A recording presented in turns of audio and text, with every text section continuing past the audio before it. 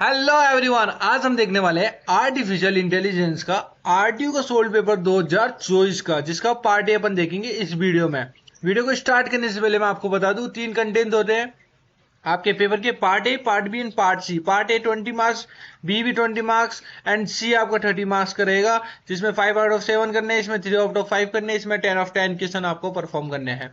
तो let's go with the part A. लेकिन before to go over here I want to show something to you guys. I have this notes, complete notes, colourful है and each and everything I have explain into this with diagram, with examples, जो आपके अक्सर exams में आया करते हैं।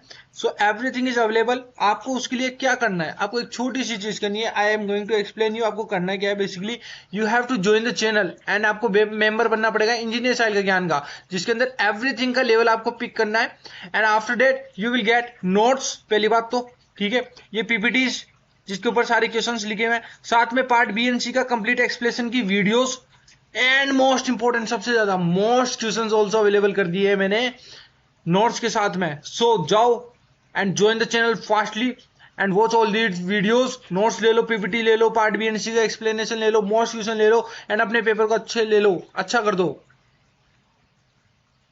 Because AI is very important. किसी भी पेपर में आपकी बैकलॉग्स नहीं लगनी चाहिए। So to avoid that, join the channel now. Okay, let's go with the part A का फर्स्ट क्वेश्चन है, define the atomic sentence and the complex statement. Atomic sentence is nothing, it is basically a fundamental and indivisible statements. It means जैसे कोई statement लिखा है, उसको further और divide नहीं कर सकते हो। For example, the sky is blue, इसका एक मीनिंग निकल के आ रहा है, ठीक है, स्काई इज ब्लू, इससे छोटा आप नहीं कर सकते हो। अगर ऐसा होता था sky is big and blue, तो आप दो कर देते कि sky is blue and sky is big, तो दो सेंटेंस हो जाते। बट इसको आप फर्दर डिवाइड नहीं कर सकते हो, इसको लेट सपोज पी से रिप्रेजेंट करते हो, तो that sentence is your atomic sentence. Okay, complex sentence is something which is दो या दो से ज्यादा एटॉमिक सेंटेंस को आप कंबाइन कर दो, 2 एंड मोर एटॉमिक सेंटेंस को using the logical connectives like and, or, not, implies. So these kind of things if you apply, so that sentence goes to the complex sentence. For example, sky is blue and the grass is green, दो sentence को मिला दिया जो उनको further divide नहीं कर सकते, तो दो अलग अलग सेंटेंस है, उनके बीच में एक अपन ने कनेक्टिविटी लगा दी।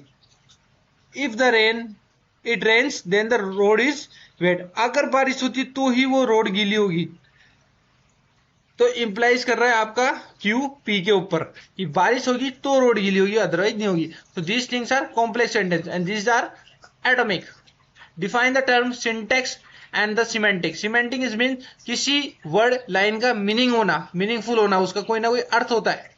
सिंटैक्स मीन स्ट्रक्चर की बात हो रही है कि उसके जो भी पर्टिकुलर रूल से स्ट्रक्चर आप परफॉर्म कर रहे हो किसी भी वैलिड सेंटेंस के लिए, तो उसका कोई ना कोई सिंटैक्स परफॉर्म होता है। जैसे आपकी पाइथन लैंग्वेज है, उसका एक सिंटैक्स होता है लिखने का, जावा लैंग्वेज है, उसका एक सिंटैक्स होता है लिखने का।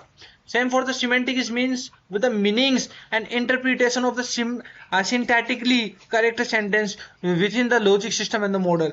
So the semantic meaning of the P and Q is that P and Q both are true simultaneously, then in case you will get true only. अगर दोनों ट्रू होंगे तभी आपको क्या मिलेगा, ट्रू मिलेगा। What are the different types of machine learning? देखो, supervise, unsupervised, semi supervise, reinforcement. Supervise ऐसी लर्निंग है जिसके अंदर मॉडल को ट्रेन करने के लिए एक लार्ज डेटा सेट दिया जाता है विच इज लेबल्ड, ठीक है।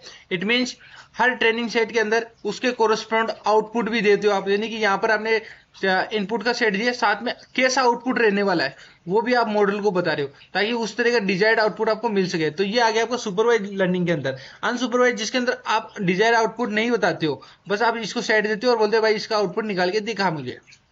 लाइक क्लस्टरिंग हो गई, अनोमली डिटेक्शन हो गया, मार्केट सेगमेंटेशन हो गया, और आपके सुपरवाइज में स्पैम का डिटेक्शन, इमेज का क्लासिफिकेशन, स्पीच का रिकॉग्निशन हो गया। सेमी सुपरवाइज वो होती है जिसके अंदर दोनों ही स्मॉल अमाउंट में label data with large amount of unlabel data के साथ ट्रेनिंग की जाती है, ठीक है।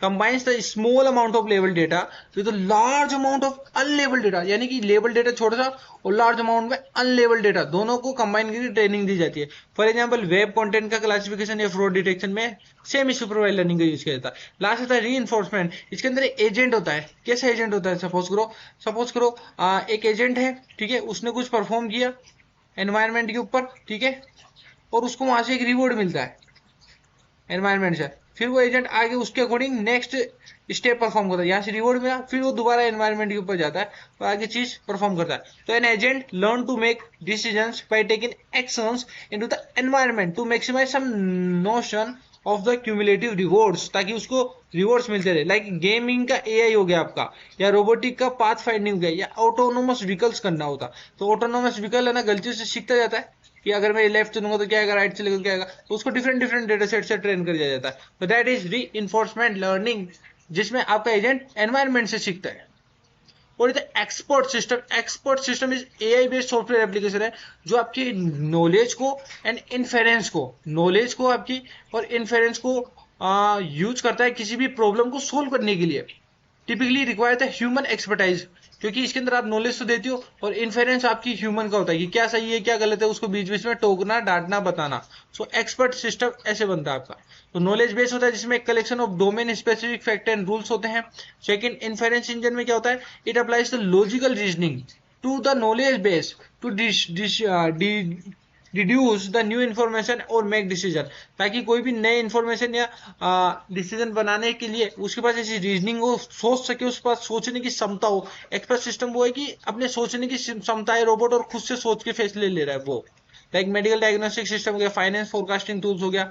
अगर सपोज करो करंट टाइम में नया फाइनेंस की क्राइसिस आई तो वो पुराने डेटा सेट के अकॉर्डिंग फैसला लेगा और खुद से डिसीजन करेगा logically.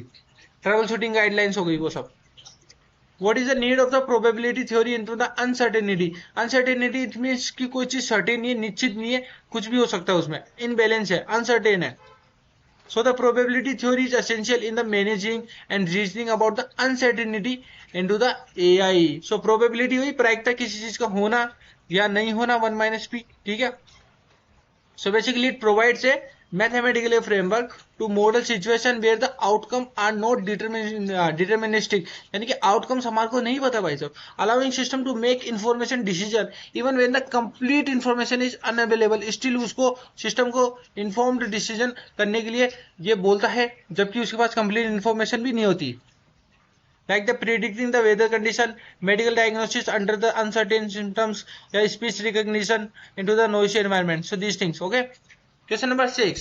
Define the modus ponens rule into the propositional logic. So modus ponens is the fundamental rule of inference into the propositional logic. तो propositional logic के अंदर जो भी inference rules होते हैं वो आपके modus propen होते हैं। Basically it allows one to infer a conclusion if both a conditional statement and its antecedents are true, यानी कि आपकी आपका P belongs to Q, ठीक है, हो रहा है, ठीक है, पहली चीज। एंड दूसरा कि ओनली रेन हो रही है, तो यानी कि रोड तो गीली होनी है, अगर आपकी बारिश हो रही है तो रोड का गीला होना तय है, तो इम्प्लाइज कर रहा है उस चीज को, वही चीज समझाता है ये P implies Q। So if P implies Q and P true हो जाता है तो Q को इन्फर्ड होना जरूरी है, ठीक है, इन्फेरेंस होना जरूरी है। यानी कि अगर हमने एक रूल बना दिया P बिलोंग्स टू Q करता है सर, और P मेरा ट्रू है तो Q तो होना ही होना तय है, Q का होना तय है, फिर उसको कोई नहीं टाल सकता। तो दैट इज आपकी modus propen rules into the propositional logic. What is the heuristic function? Heuristic function is basically used in the algorithm for basically search algorithm के अंदर, जिसके अंदर आप क्या करते हो, किसी भी गोल तक पहुंचने के लिए ऑप्टिमल पाथ का एस्टिमेशन करते हो। So basically that thing is your heuristic function. So it provides a educated guess of the cost and distance to reach the target from a given state. इस state से आपको given state से goal पे पहुंचना है, तो उसमें कौन सा optimal way में pick करूँ कि मैं वहां तक पहुंच जाऊँ। तो helping to prioritize the path and improve the efficiency, like into the A-star algorithm. तो इन सब की वीडियोस भी अवेलेबल है, नोट्स के अंदर ये सब चीजें अवेलेबल है। So I recommend you join the channel and watch all that videos exclusive. Define the supervise and unsupervise learning, जैसे कि मैंने बताया इसके अंदर लेबल डेटा होता है। इट मींस आप यहाँ पे इनपुट दे रहे हो, साथ में डिजायर आउटपुट भी परफॉर्म कर रहे हो, फिर आउटपुट निकाल रहे हो। That thing supervise. अनसुपरवाइज के अंदर लेबल डेटा नहीं होता, आप इनपुट दे रहे हो, बस आउटपुट आ रहा है वहां से।